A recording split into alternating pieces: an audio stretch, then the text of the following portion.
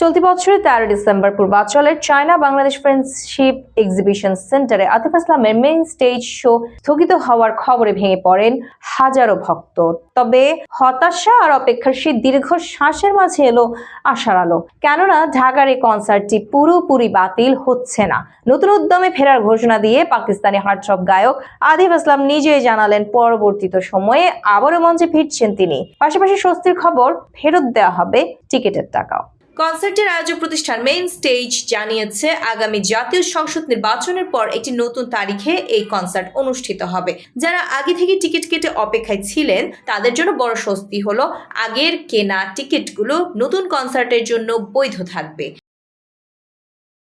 গায়ক নিজেই তা পোস্টে টিকিট বহাল থাকার বিষয়টি নিশ্চিত করেছেন। তবে যারা নতুন তারিখে অংশ নিতে পারবেন না বা আগ্রহী নন তাদের জন্য রিফান্ডের সুযোগ রাখা হয়েছে। আয়োজক প্রতিষ্ঠানের ঘোষণা অনুযায়ী আজ 21 ডিসেম্বর থেকে পরবর্তী 10 কর্মদিবসের মধ্যে রিফান্ডের আবেদন করা যাবে। খুব দ্রুত সময়ের মধ্যে একটি নির্দিষ্ট ওয়েবসাইটের লিঙ্ক প্রকাশ করা হবে, যেখানে লগ ইন করে রিফান্ড প্রক্রিয়া সম্পন্ন করতে হবে।